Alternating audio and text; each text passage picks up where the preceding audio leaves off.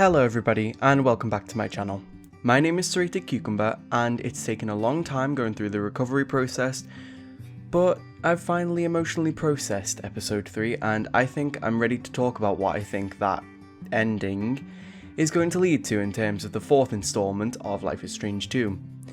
Now, so much happened in episode 3, like so much that it would take me hours to talk about everything, and even after trying to summarise my thoughts, my script has been quite long, so get ready for the long haul with this one. Obviously I've said this in all of my videos and it kind of goes without saying at this point, but there will be major plot spoilers ahead for Life is Strange 2 up to the end of episode 3, Captain Spirit, and there may be references to the story of Life is Strange season 1 and Before the Storm. This video will also contain references to leaks that spoil some of the potential locations that could come up in episode 4. With that, you've been sufficiently warned.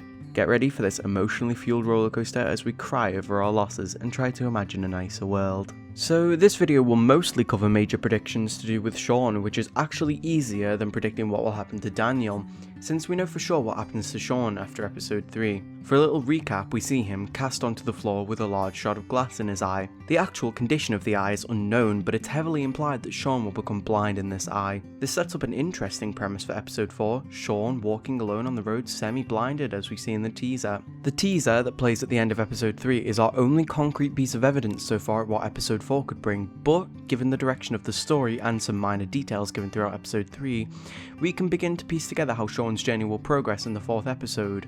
So, buckle up. To start with, we absolutely need to look at the most major thing that stared us all in the eye after episode 3. Sean's fucking eye. He has a shard of glass in his eye about the size of a small finger, which presumably flew into his eye as part of the debris caused by Daniel's freakout and destruction of Meryl's living room. Now, I'm no medical expert, but take a look at the injury. The shard is lodged right into the centre of his eye, and from a cinematography perspective, there was so much build-up and focus on the injury that it wouldn't make sense for Sean not to be blinded in this eye. There's also foreshadowing to it throughout the game, such as the teddy bear with one eye in Jacob's tent. More notably, when Sean inspects Snowmancer in Chris Erickson's garden in episode 2, he notices Snowmancer's missing bottle cap eye, and when he takes this as a collectible, he comments that he probably won't miss one eye. How ironic, Sean. If we're meant to take this as foreshadowing, then this means that Sean's eye will be gone in episode 4, or at least he won't be able to see out of it. So, I have to ask you all a question, so get ready for the semi-interactive part of today's video. You're in Sean's situation, and you've got a huge shard of glass in your eye. Your options are limited. Do you A, allow the eye to heal on its own, risking infection and death from horrible diseases associated with eye infections? B, allow either Cassidy, Finn, Hannah, Penny, Jacob, Anders or Ingrid to remove the shard and try to heal Sean's eye? Or C, find a hospital to avoid death and infection and use what money you have to pay for it? Now, to most of us, option C seems very appealing. Obviously Sean is not just going to leave his eye alone, as it will get infected, and he isn't going to be able to deal with infection as a homeless wanderer. After seeing Finn's haircutting skills and Cassidy's tattoo skills, I more than definitely wouldn't trust either of them with performing makeshift gross surgery on Sean in the middle of the forest. That ain't gonna happen, especially given that Finn can be dead in one of the endings, no way. The most viable option for Sean right now is legitimate medical treatment, and while this might seem like a simple estimation, I have my reasons for the belief that Sean is going to end up in hospital. The first of which involves the unknown officer teaser at the end of episode 3. It would make sense for the hospital to immediately detain Sean once he arrives for treatment, and the scene where the officer threatens Sean may take place while he is in the hospital, maybe handcuffed to the bed or something. This would serve as an intense start to the episode, but a welcome one at that. The second involves a leak, so spoilers for a location of episode 4 here, but the leaked file details for the episode do specify a hospital location, potentially linked to episode 4. It's in the first half of the episode, one of the first scenes perhaps. Also listed is a scene called Into the Woods, which is the name of the second chapter of episode 1. This may be a flashback, but I'm not honestly sure. We can rest assured though that if the hospital scene is real, it will take place in the first part of the episode. There is also an additional piece of foreshadowing to this. So, do you remember the snowmancer foreshadowing I mentioned earlier in Chris's garden? An interesting thing to notice that when Sean talks to Chris about the heroes and villains of the Captain Spirit universe, Chris will say that he took care of Snowmancer if he chose to use dynamite and blow his eye off, and that he might need a little surgery now. This further hints at the idea that Sean will end up in the hospital for episode 4 undergoing surgery for his eye. Who knows, it seems like it might end up happening. So, Sean ends up in a hospital. Then what? Honestly, we don't know too much, but while I suspect that Sean will be without Daniel for the majority of this episode, he'll probably be around other people a lot more. Perhaps the police officer will offer Sean safety if he tells them where Daniel is. However, there's the next question. How does Sean know where Daniel is? He doesn't, unless there have been signs, and without delving too much into theorising about Daniel for now, I'm going to go out on a bit of a limb here and say that Daniel didn't run away after the night of the heist. No, I think he was probably kidnapped. By who, you ask? Meryl? Big Joe? The police? No, I'm thinking of somebody far less sinister. Jacob. That's right, awkward, quiet little Jacob, and here's why. My first argument for Jacob being the person to take Daniel away is Chekhov's gun. Cassidy, Finn, and Jacob were the only ones who saw Daniel's power, besides Big Joe, who didn't really see it as much as feel it. Finn needed to see Daniel's power in that moment of conflict in order to forge the plan for the heist and get the idea of using Daniel to break open the safe. Cassidy needed it as she needed to argue against Finn's idea and act as a foil to his character. But Jacob? Why was he there? He has to have some reason to know about Daniel's power in terms of the story writing. Well, okay, you might say, but that's entirely an assumption. And you're right, it is.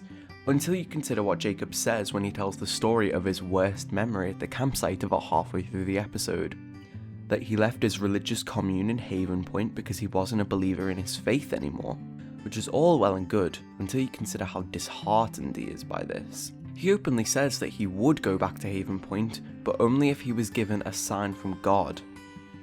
Other than that, he was fine to live on the weed farm for a while. Then, fast forward to his reaction when he sees Daniel use the power, and afterwards, he's mind blown. Even at the party afterwards, he struggles to concentrate. He immediately connects it to faith, implying that it might be a sign from God, that Daniel might have a reason for a power. Another reason is that a 9-year-old boy, especially not naive little Daniel, would be able to make it alone from Northern California to Nevada. No way in hell. He would presumably have no ideas about how to travel unless he learned from Sean, and especially if he has a gunshot wound in his arm, I don't see a feasible way he's going to make it alone. Going back to my aforementioned leaks, it's interesting to note that later in the episode that there is a scene marked as Jacob's meeting. Now, before the release of episode 3, I had seen this and speculated that Jacobs may be Karen's new surname, but after meeting the actual character of Jacob in episode 3, we can rest assured that it's him that we'll be meeting. So, what else in episode 4? Well, there's the obvious thing I bring up every single episode, Lila. Now, I'm sad to say that I'm not entirely sure if we're going to contact Lila. The fan reception to her has been extremely positive, and the option to call her in episode 2 was prefaced with Dontnod stating in an interview that they didn't expect people to grow so attached to her, and they implied that they may have added the call scene in episode 2 due to popular demand. Not looking great. But Sean hints multiple times at getting a burner phone throughout episode 3. Him and Cassidy even have a conversation about it. I thought it would be interesting if Sean was arrested that Dontnod employed the famous one call trope, where inmates in prison can call one loved one. Sean could be faced with the choice to call Lila, the Reynolds, or Cassidy and Finn. I think there'll be an opportunity for some contact with other characters in episode 4, whether it be through a burner phone or Sean calling his old companions from in prison. Now, we've also got to consider the probability that Karen will be in this episode. The strong probability. Karen has been a side plot focus alongside the journey since episode 2, with the introduction of the Reynolds. There's clearly set up for us to meet her in the story, which we can see through the fact that Daniel talks about her constantly. Even episode 3, the Puerto Lobos plan was present, but it wasn't as strong. Daniel clearly doesn't really care about going there, and Finn was very unsure about Sean getting there, judging by his voice when he says it. Plus, Jacob's very specific comment about the reverend in his religious community in Nevada, about the woman who is amazing and people line up to see. Do you see what I'm getting at? We know that Karen has a strong religious background with Claire and Stephen as her parents, as we can see religious references through the Diaz household in episode 1, as well as her religious, almost cult-like gown she wears in the photo in Stephen's office. So Jacob describes himself as a sheep, and once he stopped believing in his community's worship, he was ostracised somewhat and called trouble. We get the sense through his talk about his little sister that him leaving was not entirely a voluntary choice, that he was perhaps under some duress to leave. This doesn't sound like a welcoming, wholesome religious community to me. Sounds like a cult following of sorts. Similar to Jehovah's Witnesses, perhaps. You see, this is where I think Karen is. She may not be the Reverend herself, but she could be linked with this religious cult and following in Nevada. Sean mentions that her P.O. box is in Arizona, which is perfectly reasonable given that Arizona borders Nevada to the east. When thinking of the introduction of Karen, we also must remember that this season of Life is Strange only has 2 episodes remaining to wrap up the entire story and give us an ending to the adventure. We're coming to the final stages of the story where our choices are starting to have consequences, and we're finally figuring out how this will all end. If they don't introduce Karen in episode 4, I think they're going to have a hard time establishing her character and trying to tie up her plotline throughout episode 5. It wouldn't make sense for them to hold out on Karen for longer. She's had appropriate build up, her character is ready to be introduced to the story, so we ask, what role will she play? Well, I think that Karen might have just been a young woman who couldn't handle her life anymore and wanted to start fresh. We see from her room in Beaver Creek that she was often seeking escape and that she was unsatisfied with her life. She wanted to dream bigger than what was currently going on around her. Alternatively, she could end up being the major antagonist of the series. She could be what calms Daniel down and stops him being a brat. She could fix Sean's eye, forcing him to forgive her. Or she could just be a genuinely good person who had to leave due to circumstance. She could even have powers. We don't know, she's just that much of a mystery. Another thing we should consider is Cassidy and Finn and how they will play a role in this episode.